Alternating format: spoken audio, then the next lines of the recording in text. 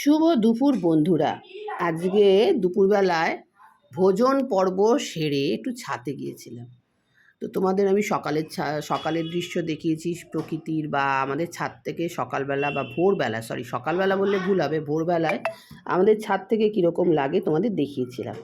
তো আজকে দুপুরবেলা দেখেছি, বেশ দুপুরবেলায় আমি ভিডিও করছি। আমাদের পরিবেশটা দেখো কীরকম লাগে, কি সুন্দর প্রকৃতি, সবুজের মাঝখানে। আর ওই যে দূরে দেখছো ওটা হচ্ছে এয়ারপোর্ট রানওয়ে।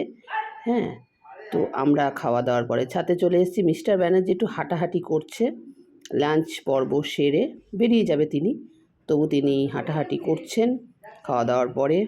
আর আমি আমার তো কাজ একটাই, ভিডিও করা।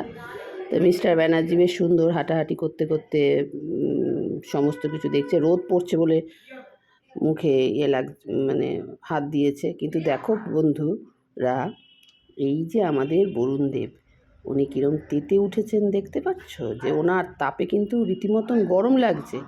অথচ ঘরে থাকলে আমাদের কিন্তু ব্ল্যাঙ্কেট বা চাদর গায়ে দিতে হচ্ছে। তো একেই বলে প্রকৃতি বা ঈশ্বরের অপার মহিমা। তো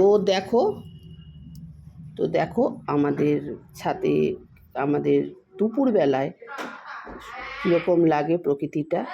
তো বন্ধুরা, এই যে আমি ব্লগগুলো করি, তোমরা কিন্তু সাবস্ক্রাইব অবশ্যই করবে।